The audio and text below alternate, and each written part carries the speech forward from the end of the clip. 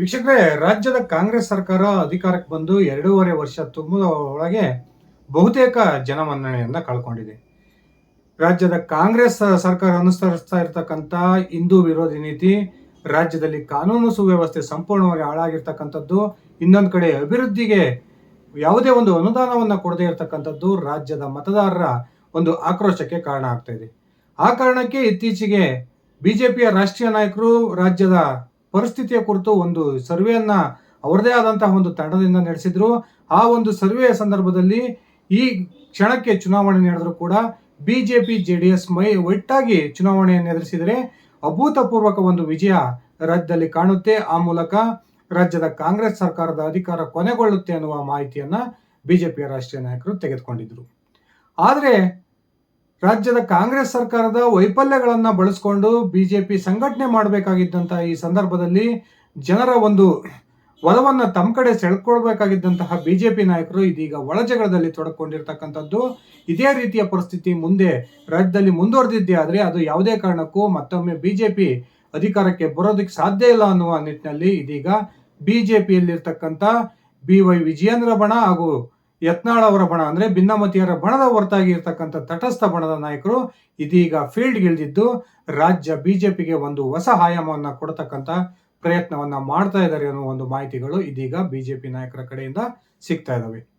ಬನ್ನಿ ಸ್ನೇಹಿತರೆ, ಹಾಗಾದ್ರೆ 2028ಕ್ಕೆ ರಾಜ್ಯದಲ್ಲಿ ಬಿಜೆಪಿ ಅಧಿಕಾರಕ್ಕೆ ತರೋದಕ್ಕೆ ಈ ತಟಸ್ಥ ಬಣದ ನಾಯಕರು ಮಾಡ್ಕೊಂಡಿರ್ತಕ್ಕಂಥ ಆ ಮಹತ್ವದ ಪ್ಲಾನ್ ಏನು, ನಿಜಕ್ಕೂ ಕೂಡ ಇವರ ಪ್ಲಾನ್ ರಾಜ್ಯದಲ್ಲಿ ವರ್ಕೌಟ್ ಆಗುತ್ತಾ ಒಂದ್ಸರಿ ನಾನು ವಿವರಿಸ್ತಾ ಹೋಗ್ತೀನಿ.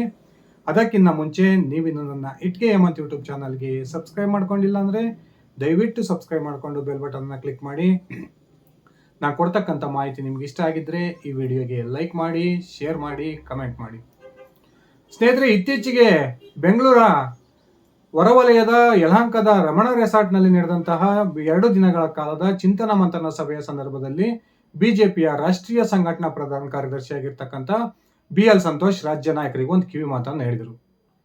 ನೀವು ರಾಜ್ಯದಲ್ಲಿ ಏನು ಮಾಡದೆ ಹೋದ್ರೂ ಪರವಾಗಿಲ್ಲ, ಸದ್ಯಕ್ಕೆ ತಟಸ್ಥರಾಗಿರ್ರಿ, ನಿಮ್ಮ ಒಳಜಗಳವನ್ನ ನೀವು ಮೊದಲು ಬಗೆಹರಿಸ್ಕೊಳ್ರಿ, ತಾನಾಗಿ ರಾಜ್ಯದಲ್ಲಿ ಬಿಜೆಪಿ ಅಧಿಕಾರಕ್ಕೆ ಬರುತ್ತೆ. ಆದರೆ BL ಸಂತೋಷ್ ಈ ರೀತಿ ಹೇಳಿಕೆಯನ್ನ ಕೊಟ್ಟ ನಂತರವೂ ಕೂಡ ಬಿಜೆಪಿಯ ಈ ರಾಜ್ಯ ನಾಯಕರ ಒಳಜಗಳ ಬಗೆಹರಿದಿಲ್ಲ. ಒಂದ್ ಕಡೆ ಬಸವನಗೌಡ ಪಾಟೀಲ್ ಯತ್ನಾಳ್ ತನ್ನದೇ ಆದಂತಹ ರೀತಿಯಲ್ಲಿ ಒಂದ್ ರೀತಿ ಜನಸಮೂಹವನ್ನ ಸೆಳೀತಾ ಹೋಗ್ತಾ ಇದ್ರೆ, ಇನ್ನೊಂದ್ ಕಡೆ BY ವಿಜಯೇಂದ್ರ ಮತ್ತು ಅವರ ಬೆಂಬಲಿಗರೊಂದಿಗೆ ಇಡೀ ರಾಜ್ಯಾದ್ಯಂತ ಪ್ರವಾಸವನ್ನ ಮಾಡ್ತಾ ಇದ್ದಾರೆ.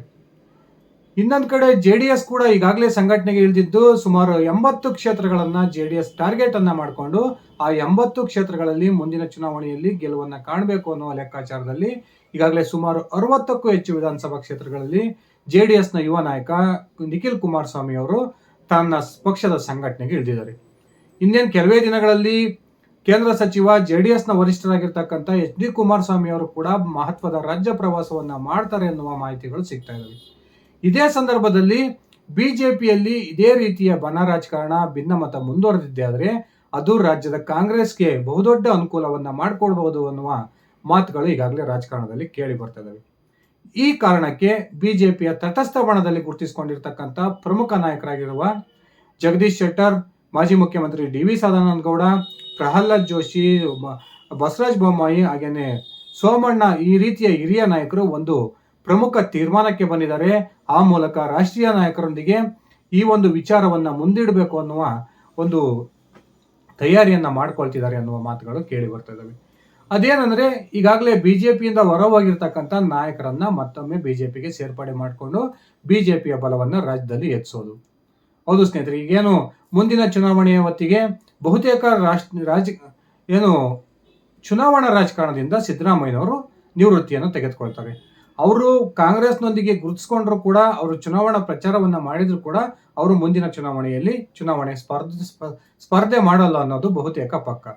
ಇಂಥ ಸಂದರ್ಭದಲ್ಲಿ ಏನು ಕುರುಬ ಸಮುದಾಯದ ನಾಯಕತ್ವ ಒಂದು ಖಾಲಿಯಾಗುತ್ತೆ, ಆ ನಾಯಕತ್ವಕ್ಕೆ ಈ KS ಈಶ್ವರಪ್ಪನವರನ್ನ ತಂದು ಕೂರಿಸಬೇಕು ಅನ್ನುವ ಲೆಕ್ಕಾಚಾರ ಬಿಜೆಪಿಯ ತಟಸ್ಥ ಬಣದ ನಾಯಕರದು.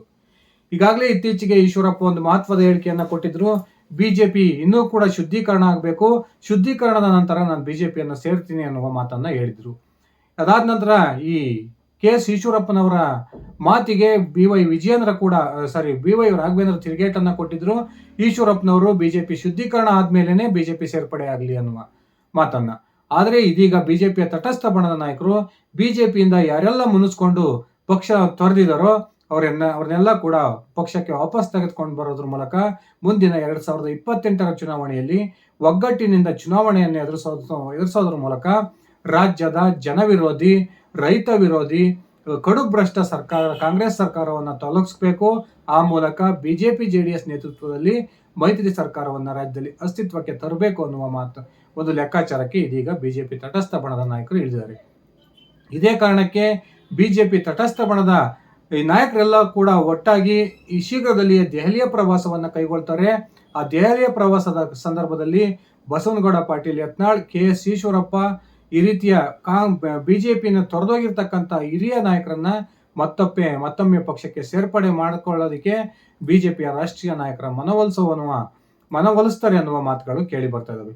ಈ ರೀತಿಯ ಬೆಳವಣಿಗೆ ಏನಾದರೂ ರಾಜ್ಯದಲ್ಲಿ ಆದರೆ ಆಗ ಬಿಜೆಪಿ ಬಹುದೊಡ್ಡ ಒಂದು ಶಕ್ತಿಯಾಗಿ ರಾಜ್ಯದಲ್ಲಿ ಹೊರಹೊಮ್ಮೋದು. ಆ ಮೂಲಕ 2028ರ ವಿಧಾನಸಭಾ ಚುನಾವಣೆಯಲ್ಲಿ ಬಿಜೆಪಿ ಅತ್ಯಂತ ದೊಡ್ಡ ಪಕ್ಷವಾಗಿ ರಾಜ್ಯದಲ್ಲಿ ಅಧಿಕಾರಕ್ಕೆ ಬರ್ಬೋದು ಅನ್ನುವ ಲೆಕ್ಕಾಚಾರಗಳು ಬಿಜೆಪಿ ತಟಸ್ಥ ಬಣದ ನಾಯಕರಲ್ಲಿದ್ದಾವೆ. ಒಂದ್ ಕಡೆ ಈಗಾಗಲೇ ಬಸನಗೌಡ ಪಾಟೀಲ್ ಯತ್ನಾಳ್ ನಾನು ಹೊಸ ಪಕ್ಷವನ್ನ ಕಟ್ತೀನಿ, 224 ಕ್ಷೇತ್ರಗಳಲ್ಲೂ ಕೂಡ ನನ್ನ ಪಕ್ಷದ ಅಭ್ಯರ್ಥಿಯನ್ನ ಆಗ್ತೀನಿ ಅನ್ನುವ ಹೇಳಿಕೆಯನ್ನ ಈ ಹಿಂದೆ ಕೊಟ್ಟಿದ್ರು. ಆ ಹೇಳಿಕೆ ಕೊಟ್ಟ ಕೇವಲ 24 ಗಂಟೆಯಲ್ಲಿ ತಮ್ಮ ಹೇಳಿಕೆಯನ್ನು ವಾಪಸ್ ತೆಗೆದುಕೊಂಡ್ರು. ನಾನು ಯಾವುದೇ ಕಾರಣಕ್ಕೂ ಹೊಸ ಪಕ್ಷ ಕಟ್ತಕ್ಕಂಥ ಯೋಚನೆ ನನಗಿಲ್ಲ, ಬಿಜೆಪಿಗೆ ನಾನು ತೊಂದರೆ ಮಾಡಲ್ಲ ಅನ್ನುವ ಒಂದು ಮನಸ್ಥಿತಿಯ ಹೇಳಿಕೆಯನ್ನ ಯತ್ನಾಳ್ ಕೊಟ್ಟಿದ್ರು. ಯತ್ನಾಳ್ ಅವರ ಈ ರೀತಿಯ ಮನಸ್ಥಿತಿ ಹೇಳಿಕೆಯನ್ನೇ ಒಂದು ಪ್ರಮುಖ ಅಸ್ತ್ರವಾಗಿ ಇದೀಗ ಬಿಜೆಪಿಯ ರಾಷ್ಟ್ರೀಯ ನಾಯಕರೊಂದಿಗೆ ಒಂದು ಚರ್ಚೆಯನ್ನ ಮಾಡೋದ್ರ ಮೂಲಕ ಯತ್ನಾಳ್ ಸೇರಿದಂತೆ ಈಶ್ವರಪ್ಪನವರನ್ನು ಕೂಡ ಬಿಜೆಪಿಗೆ ವಾಪಸ್ ಸೇರಿಸ್ಕೊಳ್ಬೇಕು. ಆ ಮೂಲಕ ಬಿಜೆಪಿ ಒಂದು ಸಾಮೂಹಿಕ ನಾಯಕತ್ವದಲ್ಲಿ ಮುಂದಿನ ವಿಧಾನಸಭಾ ಚುನಾವಣೆಯನ್ನು ಎದುರಿಸುವ ಒಂದು ತಯಾರಿಯನ್ನ ಮಾಡ್ಕೊಳ್ಬೇಕು ಅನ್ನುವ ಲೆಕ್ಕಾಚಾರಕ್ಕೆ ಬಿಜೆಪಿಯ ತಟಸ್ಥ ಬಣದ ನಾಯಕರು ಬಂದಿದ್ದು ಶೀಘ್ರದಲ್ಲಿಯೇ ದೆಹಲಿಯ ಪ್ರವಾಸವನ್ನ ಕೈಗೊಳ್ತಾರೆ ಅನ್ನುವ ಮಾತುಗಳು ಕೇಳಿ ಬರ್ತದವೆ. ಸ್ನೇಹಿತರೆ, ಈಗಾಗಲೇ ರಾಜ್ಯದ ಕಾಂಗ್ರೆಸ್ ಸರ್ಕಾರ ಸಾಕಷ್ಟು ಒಂದು ಆಡಳಿತ ದುರಾವಸ್ಥೆಯಲ್ಲಿ ತೊಡಗಿಕೊಂಡಿದೆ. ಒಂದ್ ಕಡೆ ದಿನದಿಂದ ದಿನಕ್ಕೆ ಜನಮನ್ನಣೆಯನ್ನು ಈ ಸರ್ಕಾರ ಕಳೆದುಕೊಳ್ತಾ ಇದೆ. ಸಾಕಷ್ಟು ಹಗರಣಗಳು ಕೂಡ ಸರ್ಕಾರದ ಮೇಲೆ ಪದೇ ಪದೇ ಕೇಳಿ ಬರ್ತಾ ಇದ್ರು ಕೂಡ ಅದನ್ನ ಸಮರ್ಥವಾಗಿ ಬಳಸ್ಕೊಂಡು ಒಂದು ರಚನಾತ್ಮಕ ಪ್ರತಿಪಕ್ಷವಾಗಿ ಕೆಲಸ ಮಾಡಬೇಕಾಗಿದ್ದಂತಹ ಬಿಜೆಪಿಯ ನಾಯಕರು ತಮ್ಮ ಒಳಜಗಳದಲ್ಲಿ ತೊಡಕೊಂಡಿರ್ತಕ್ಕಂಥದ್ದು ಬಿಜೆಪಿ ಕಾರ್ಯಕರ್ತರ ಪಾಲಿಗೆ ಬಹುದೊಡ್ಡ ನಿರಾಶೆಯನ್ನು ತಂದಿದೆ. ಈ ಎಲ್ಲಾ ಅಂಶಗಳನ್ನ ಅರಿತಿರ್ತಕ್ಕಂಥ ತಟಸ್ಥ ಬಣದ ಬಿಜೆಪಿಯ ನಾಯಕರು ಇದೀಗ ಬಿಜೆಪಿಗೆ ಒಂದು ಹೊಸ ಪುನಶ್ಚೇತನವನ್ನ ಕೊಡಬೇಕು. ಆ ಮೂಲಕ ಬಿಜೆಪಿ ಬಿಟ್ಟೋಗಿರ್ತಕ್ಕಂಥ ಎಲ್ಲಾ ನಾಯಕರನ್ನು ಕೂಡ ಮತ್ತೊಮ್ಮೆ ಪಕ್ಷಕ್ಕೆ ಮರಳಿ ಸೇರ್ಪಡೆ ಮಾಡಿಕೊಂಡು ಆ ಮೂಲಕ ರಾಜ್ಯದಲ್ಲಿ ಬಿಜೆಪಿಯನ್ನ ಸದೃಢವಾಗಿ ಸಂಘಟನೆ ಮಾಡಬೇಕು ಅನ್ನುವ ಲೆಕ್ಕಾಚಾರ ಕೇಳ್ತಿದ್ದಾರೆ. ಆ ಕಾರಣಕ್ಕೆ ಶೀಘ್ರದಲ್ಲಿ ನರೇಂದ್ರ ಮೋದಿ ಮತ್ತು ಅಮಿತ್ ಶಾ ಹಾಗೂ JP ನಡ್ಡಾ ಅವರನ್ನ ಈ ಒಂದು ತಂಡ ಭೇಟಿಯಾಗುತ್ತೆ ಅನ್ನುವ ಮಾತುಗಳು ಕೇಳಿ ಬರ್ತಾ ಇದಾವೆ. ಇನ್ನೊಂದು ಕಡೆ ಬಸನಗೌಡ ಪಾಟೀಲ್ ಯತ್ನಾಳ್ ಕೂಡ ಒಂದು ಹಂತದಲ್ಲಿ ಈಗ ಸ್ವಲ್ಪ ಮೆತ್ತಗಾದಂತೆ ಕಂಡು ಬರ್ತಿದ್ದಾರೆ.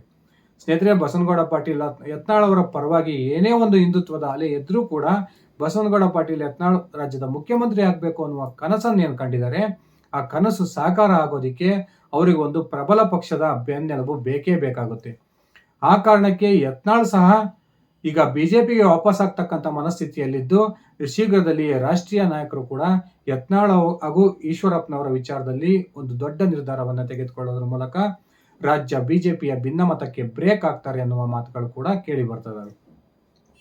ಕಾದ್ ನೋಡೋಣ ಸ್ನೇಹಿತರೆ, ಇನ್ನೊಂದು ವಾರ ಅಥವಾ 10 ದಿನದ ಅವಧಿಯಲ್ಲಿ ರಾಜ್ಯ ಬಿಜೆಪಿಯಲ್ಲಿ ಮಹತ್ವದ ಬದಲಾವಣೆ ಆಗ್ಬೋದು.